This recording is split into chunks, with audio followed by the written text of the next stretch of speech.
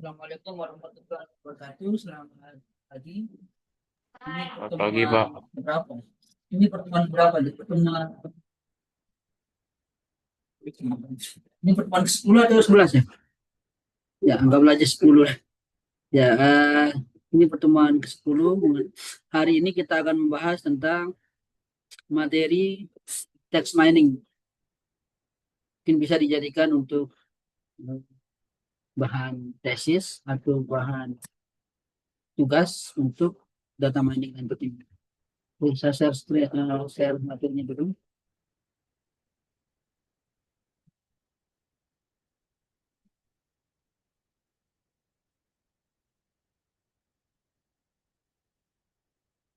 Materinya sudah terlihat? Sudah, Pak. Lihat, Pak. Oke. Hari ini kita akan membahas tentang materi text mining. Uh, Text mining itu apa sih sebenarnya? Sebenarnya text mining itu sama dengan data mining, tapi perbedaannya hanya di masalah data aja. Kalau data mining itu datanya dalam bentuk tabular, tapi kalau text mining datanya dalam bentuk dalam bentuk teks sosial media nanti biasanya gitu. Dokumen yang tidak yang yang tidak terstruktur. Di sini kita harus, sebelum saya menjelaskan tentang text mining, kita harus tahu dulu ada namanya NLP. Di sini, NLP ini kalau pernah dengar natural language processing itu adalah sebuah bidang yang digunakan atau yang digunakan untuk apa? Untuk memproses data berupa teks.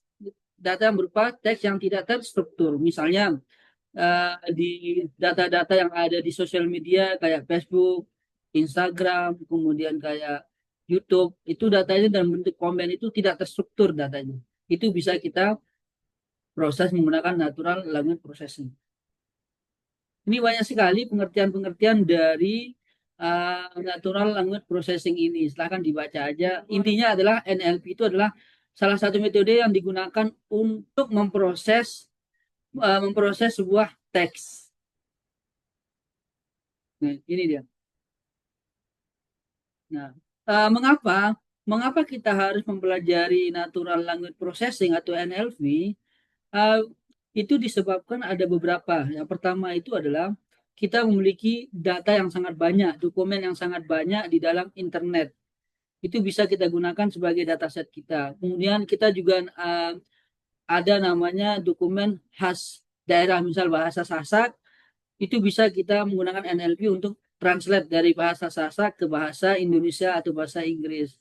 Kemudian adanya muncul teknologi yang bersifat yang memudahkan sekarang, yang sangat memudahkan.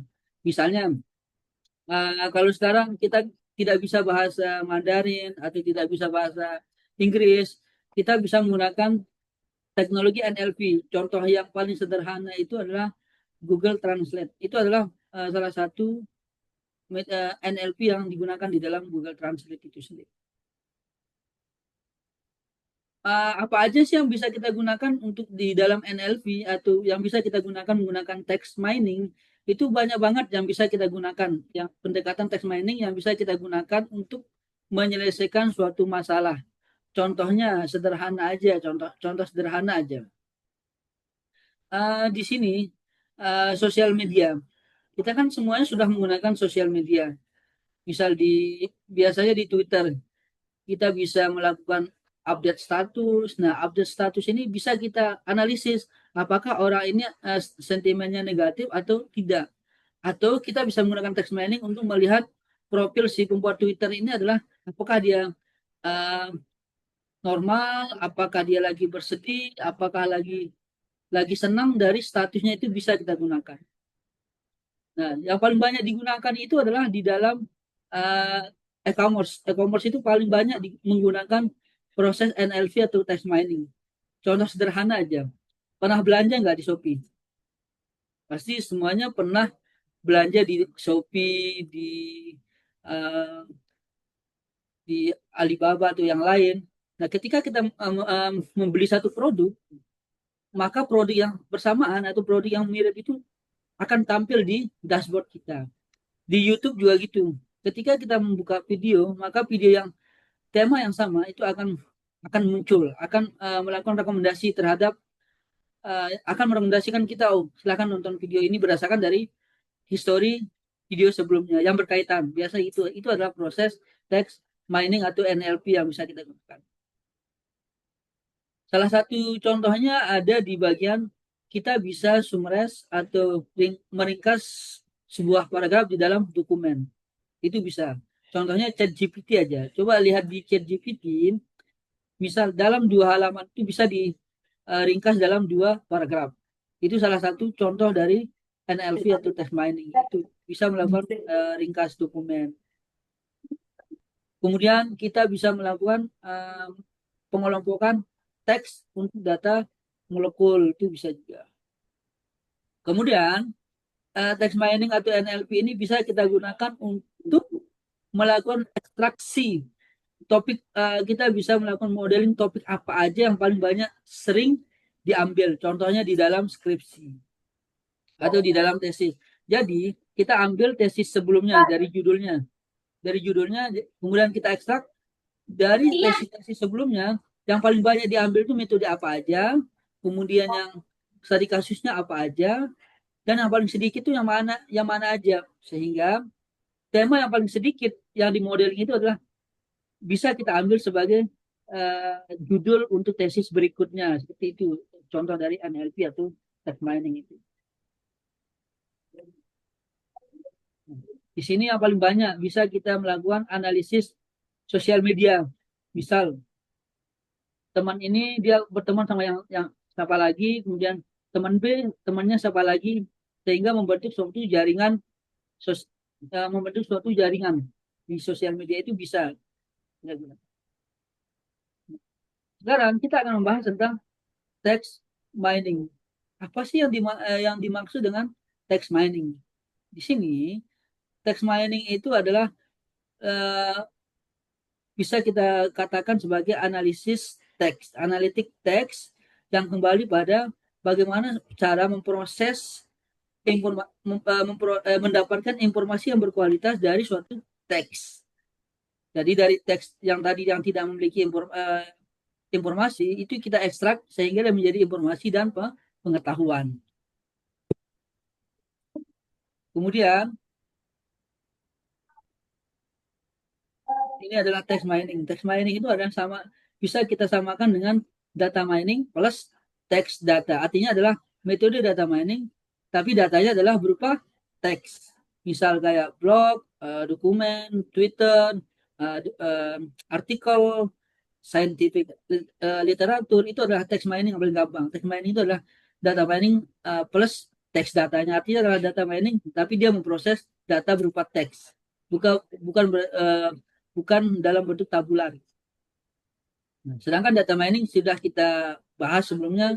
Data mining itu bisa kita menggunakan metode machine learning, kita bisa menggunakan metode natural language processing, dan bisa kita menggunakan pembalian informasi. Titik kembali informasi, sorry. Kemudian pertanyaannya adalah kenapa text mining sekarang tuh dia sangat penting. Nah, text mining era sekarang dia sangat penting karena kita berada di era big data. Jadi kita udah eranya adalah tentang data yang besar. Jadi text mining itu bisa kita gunakan untuk yang Facebook, kemudian dari sentimen di YouTube, komentarnya uh, dari TikTok, itu bisa kita dari Instagram, dari Netflix, itu dari Google bisa kita menggunakan text mining. Misalnya contoh sederhana aja di YouTube. Misalnya di YouTube ada sebuah video, kemudian video tapi komentar itu berbagai macam. Ada yang sentimennya berupa netral, kemudian positif, kemudian apalagi kemudian negatif. Itu bisa kita menggunakan text mining untuk ekstraksi. Kira-kira kalau kalimat ini dia masuk ke sentimen kemana, itu bisa. Atau bisa kita modeling, ternyata dari video ini rata-rata dia komentarnya tuh positif atau negatif. Kalau dia positif, kira-kira kata-kata positifnya apa aja, itu bisa kita gunakan text mining. Ini adalah mengapa text mining itu sangat penting di era big data. karena banyak data yang dihasilkan sekarang. Bukan lagi per menit, tapi per detik itu sudah sangat banyak. Dan rata-ratanya itu adalah 80% datanya itu tidak terstruktur, artinya unstructured. Jadi datanya itu tidak terstruktur. Kalau data mining itu biasanya dia terstruktur datanya dalam bentuk tabular atau Excel. Kemudian proses text mining itu apa aja sebenarnya? Itu sama dengan data mining, tapi ada yang berbeda itu adalah di bagian preprocessingnya. Kalau di text mining, preprocessingnya dinamakan dengan text preprocessing. Tapi kalau di data mining, namanya adalah data preprocessing. Itu aja bedanya. Pertama itu adalah pengumpulan data dulu. Datanya kita kumpulkan dari tadi dari sosial media, dari Google, dari website. Kemudian itu kita akan melakukan text preprocessing.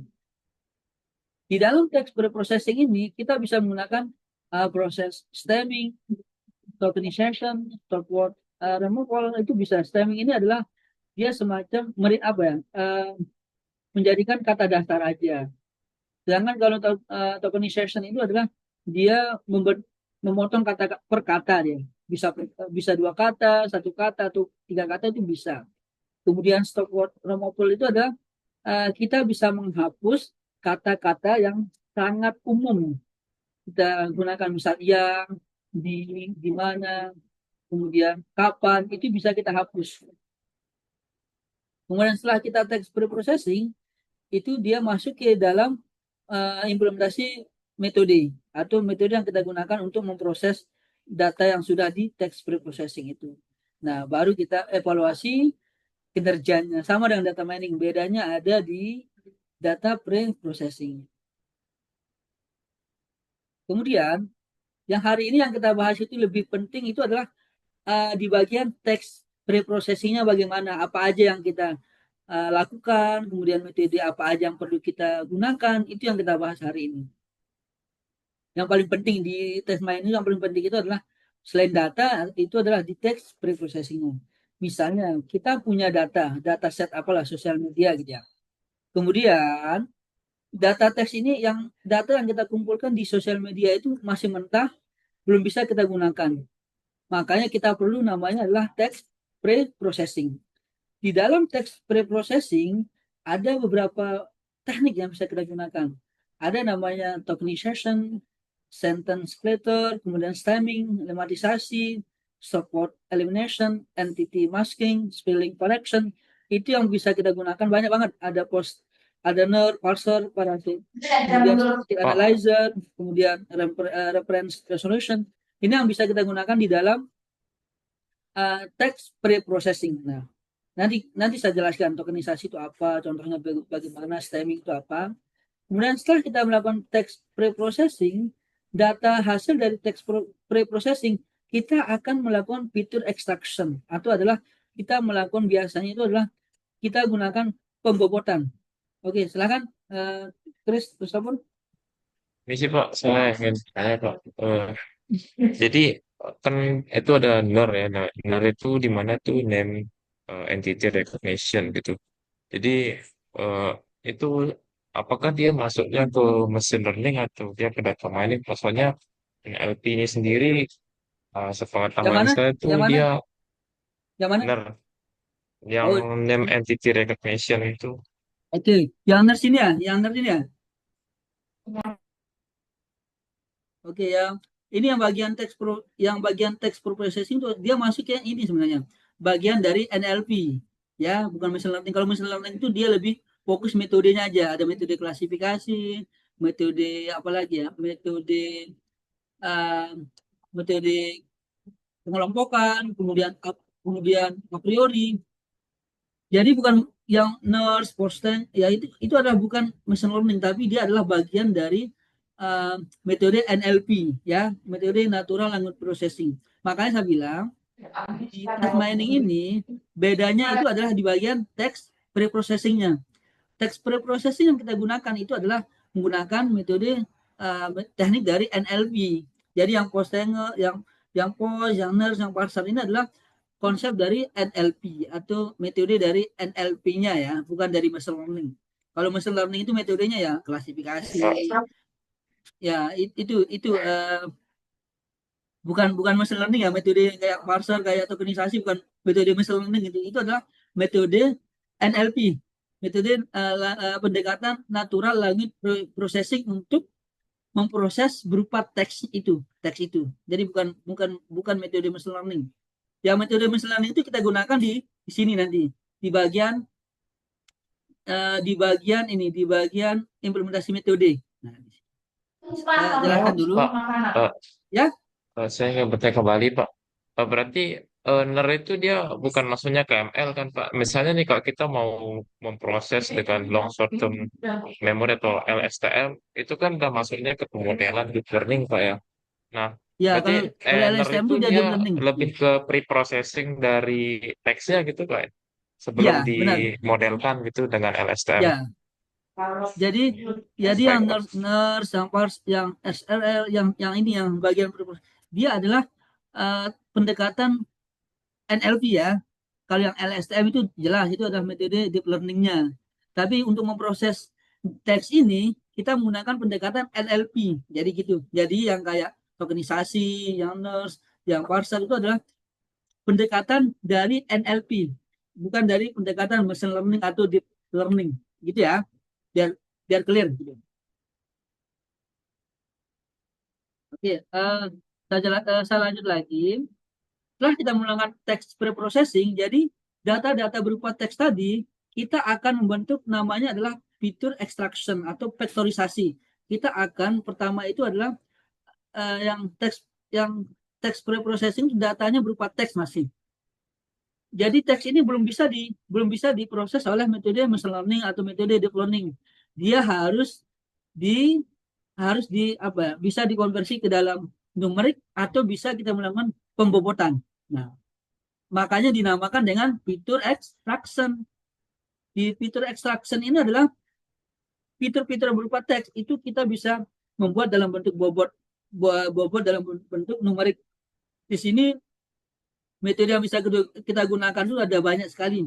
Ada vector space model, ada ngram, kemudian ada LSE, word embedding. Tapi yang paling terkenal itu adalah TF-IDF. Itu yang paling terkenal untuk pembuat ini, fitur extraction ya. Itu. Nanti kita akan coba menggunakan TF-IDF yang sederhana aja.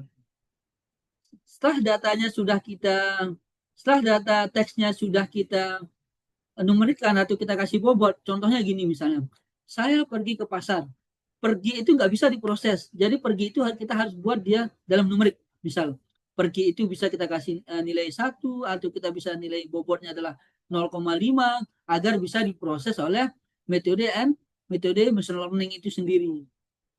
Nah, setelah datanya sudah kita bobotin atau menggunakan fitur extraction, baru kita implementasi metode dari machine learning tadi atau metode deep learning. Bisa kita menggunakan metode machine learning, bisa kita menggunakan metode deep learning. Yang deep learning itu biasanya adalah LSTM, kemudian yang lainnya. Kalau yang machine learning itu biasanya ya KNN, night bias, kemudian SPM itu bisa kita gunakan untuk memproses data teks yang sudah diberikan bobot. Kemudian setelah kita implementasi bobot, baru kita hitung evaluasi kinerjanya berapa, akurasinya berapa, kemudian sensitivitasnya berapa menggunakan conversion matrix. Nah, sekarang kita bahas yang text processing lebih detail, itu masih umum. Nah, tokenisasi itu apa sih sebenarnya? Tokenisasi itu dia lebih menjadikan kalimat itu dalam bentuk per teks atau dalam bentuk per kata, memotong per kata ya. Kemudian lematisasi ini apa sih sebenarnya? Dia dalam bentuk ini kata dasar juga, bentuk-bentuk betul-betul kata dasar. Morphology analyzer itu, kemudian stemming itu juga digunakan untuk membentuk ke kata dasar juga.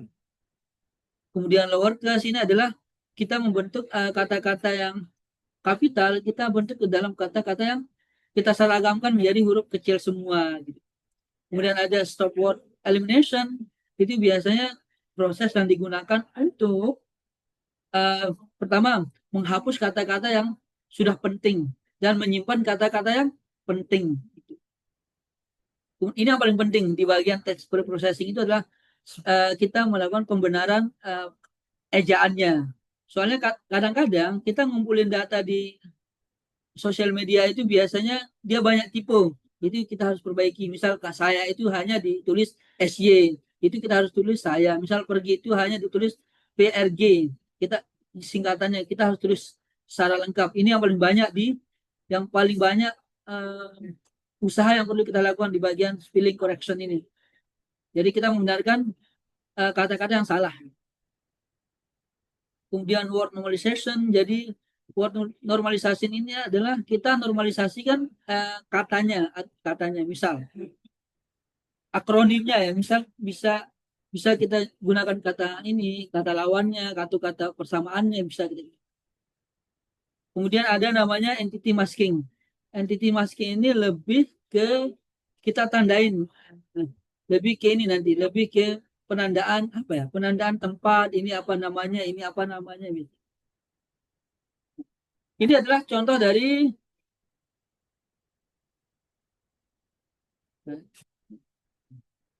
ini aja. Ini adalah contoh dari tokenisasi. Jadi tokenisasi itu adalah proses untuk pemotongan string input berdasarkan kata yang menyusunnya. Misalnya, saya punya kata text input. Manajemen pengetahuan adalah sebuah konsep baru di dunia bisnis. Jadi setelah ditokenisasi dia akan menjadi per kata. Misal manajemen sendiri, pengetahuan sendiri, hasil tokennya dia kita pisahkan. Kemudian ada filtering. Filtering ini adalah mengambil kata-kata yang penting dari hasil tokenisasi yang tadi. Misalnya di sini kita bisa menggunakan namanya adalah stop list, satu kita membuang kata-kata yang kurang relevan atau kurang penting, atau word list, kita menyimpan kata-kata yang penting. Misalnya. Contohnya misalnya, hasil tokennya adalah manajemen pengetahuan adalah sebuah konsep baru di dunia bisnis. Nah, kalau kita lihat hasil tokennya, kata-kata yang tidak penting itu adalah sebuah di itu kita hapus. Jadinya adalah manajemen pengetahuan konsep baru dunia bisnis. Ini adalah hasil filteringnya. Kita menghapus kata-kata yang tidak penting.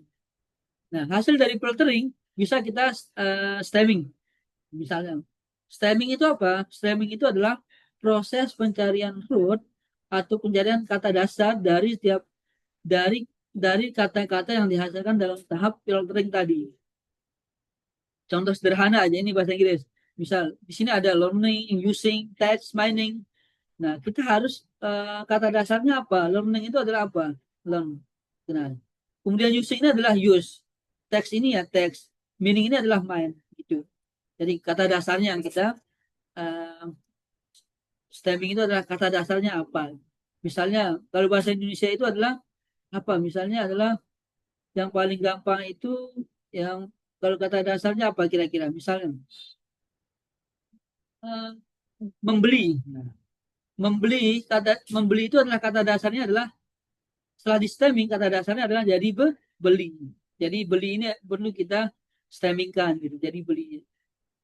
Nah, yang terakhir ada yang sebelum kita implementasi bobot ada namanya pembobotan kata.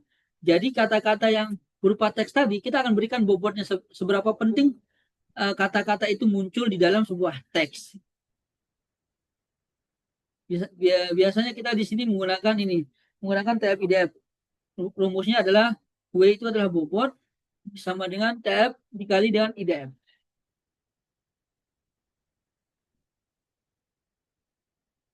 Artinya adalah jika bobot pada suatu term itu lebih tinggi, maka semakin besar tingkat similaritas tersebut terhadap kata yang dicari. Contohnya seperti ini. Ini contoh sederhana aja. Misalnya contoh sederhana aja. Misalnya kita punya 3 dokumen. Ada D1, D2, D3. Nah, dari 3 dokumen ini kita mau cari kata kunci pengetahuan logistik. Pengetahuan logistik ini dia lebih apa? Lebih cocok dengan D1 atau D3. Nanti kita lihat. Kita menggunakan TF-IDF dulu. Sederhana aja ya. Misalnya contoh. Nah, misalnya yang D1, yang di dokumen 1, dokumen 2, dokumen 3 ini kita harus melakukan teks preprocessing dulu. Anggaplah kita udah melakukan teks preprocessing sampai stemming. Hasilnya adalah munculnya itu adalah manajemen transaksi, kemudian logistik, transfer, pengetahuan, dan individu. Nah, kita lihat di dokumen satu, dokumen satu itu apa dia? Dokumen satu adalah manajemen transaksi logistik. Ada manajemen, ada transaksi, dan logistik. Kita lihat. Di dokumen satu ada nggak kata manajemen? Oh, ternyata kata manajemen ada, berarti nilainya 1. Karena di dokumen satu ada kata manajemen, 1 kali muncul. Kemudian transaksi ada yang muncul di dokumen satu. Logistik ada. Transfer ada nggak? Kata-kata transfer di dokumen satu ada nggak? Nggak ada. Berarti kalau nggak ada dikasih 0. Nah, sekarang kita masuk di dokumen kedua. Kata manajemen ada nggak di dokumen kedua? Oh, ternyata nggak ada. Yang ada di dokumen kedua itu adalah pengetahuan dan individu. Yang dokumen ketiga, yang masuk itu adalah manajemen ada di dokumen ketiga, logistik ada di dokumen ketiga, dan transfer ada di dokumen ketiga, sama pengetahuan ada. Ini adalah kita bicara TF IDF. Kita cari TF-nya dulu. TF ini adalah term yang sering muncul pada setiap dokumen. Nah, setelah kita cari TF-nya, baru kita cari DF-nya. DF itu apa? Ini adalah dokumen frekuensi, artinya adalah kata-kata ini berapa kali muncul pada semua dokumen itu. Misalnya, kata manajemen, dia muncul berapa kali di semua dokumen itu? Ternyata 2 kali, di D1 dan D3. Makanya DF-nya adalah 2. Transfer ini dia cuma muncul di 1 kali di dokumen ketiga. Maka DF-nya adalah 1. Setelah kita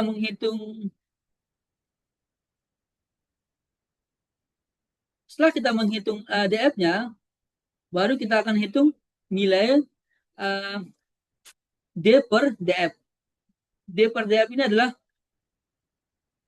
per dokumen dibagi dengan DF-nya. Misalnya contoh sederhana aja. Misalnya kita contohkan di sini adalah kita lihat. Di sini kita berapa banyak dokumen? Di sini ada 3 dokumen. Berarti masing-masing token ini kita akan bagi banyak dokumen dibagi dengan DF. Misalnya di manajemen. Di manajemen ini kita bagi jumlah dokumennya ada 3 dibagi dengan jumlah DF di manajemen itu, berarti 3 dibagi 2 sama dengan 1,5. Ya. Kemudian di transaksi ini adalah jumlah dokumennya, kita memiliki jumlah dokumen ada 3. Tapi DF dari transaksi ini cuma 1, berarti 3 dibagi 1 sama dengan 3. Ini adalah nilai D per DF. Setelah kita menghasilkan nilai D per DF, baru kita hitung IDF-nya.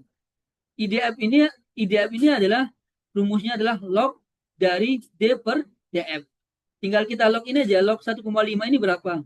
Log 1,5 ini adalah 0,76, kemudian log 3 ini adalah 0,477. Ini adalah hasil dari nilai DF. Nah, kemudian setelah kita mencari TF-nya, kemudian kita mencari DF, kemudian mencari IDF-nya, baru kita mencari nilai TF IDF secara keseluruhan per dokumennya. Berarti ini adalah nilai bobotnya, bobot TF IDF setiap term per dokumen.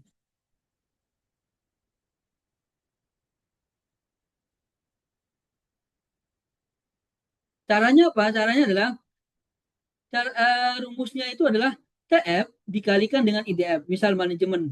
Manajemen ini TF manajemen berapa? Di dokumen 1. Berarti 1 dikali 0,716. 0,16. Kemudian manajemen di dokumen kedua ternyata tidak ada. Berarti 0 dikali dengan 0,176. Berarti 0. Manajemen pada dokumen ketiga dia ternyata ada 1. Berarti 1 dikali 0,176. Berarti bobotnya adalah 0,176. Ini adalah bobot dari TF-IDF pada masing-masing term.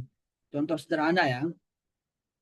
Nah, kemudian tadi kan ada keyword ya. Tadi ada keyword yaitu pengetahuan logistik. Nah, pengetahuan logistik ini kira-kira dia lebih mirip dengan dokumen keberapa? Apakah dokumen 1, dokumen kedua, atau dokumen ketiga? Caranya adalah kita akan menghitung masing-masing bobot per dokumen itu. Pertama, kita akan mencari bobot di D1 dulu. Di D1 itu adalah dia hanya kata-katanya adalah manajemen transaksi. Jadi seharusnya di sini logistik ya. Kemudian di sini di dokumen ketiga ini adalah keywordnya apa tadi? Keywordnya itu adalah manajemen logistik, transfer dan pengetahuan. Berarti di sini ada pengetahuan ada dia. Ini adalah ini adalah pengetahuan, kemudian logistik ini ada. Ternyata semua kata keyword pengetahuan logistik itu ada di dokumen ketiga. Artinya adalah misal pengetahuan eh, pengetahuan ini di dokumen ketiga itu berapa bobot pengetahuan di dokumen ketiga. Pengetahuan itu bobotnya adalah 0,32. Jadi ya 0,32. Berarti bobot pengetahuan itu adalah 0,352 ditambah ditambah dengan logistik. Kata logistik pada dokumen ketiga bobotnya itu adalah 0,176. 0,176 ditambah 0,352 sama dengan 0,528. Berarti keyword pengetahuan logistik ini adalah dia lebih cocok dengan dokumen ketiga. Ini contoh sederhana aja.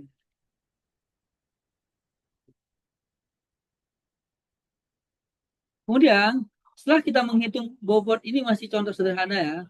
Setelah kita menghitung bobot teksnya menggunakan TF-IDF, baru kita menggunakan implementasi metodenya. Bisa kita menggunakan SPM, bisa kita menggunakan night bias, kemudian kita bisa menggunakan PCI, artificial intelligence, dan lain-lainnya. Setelah kita implementasikan metode, baru kita melakukan pengujian kinerja. Entah itu akurasinya berapa, kemudian sensitivitasnya berapa, specificity-nya itu berapa, itu aja sebenarnya. Ini pengujian kinerjanya itu adalah kita menggunakan conversion matrix. Nanti kita bahas ini minggu depan lah ya. Minggu depan kita akan bahas tentang conversion matrix untuk evaluasi kinerja. Itu aja yang mungkin ada pertanyaan. Cukup, Pak.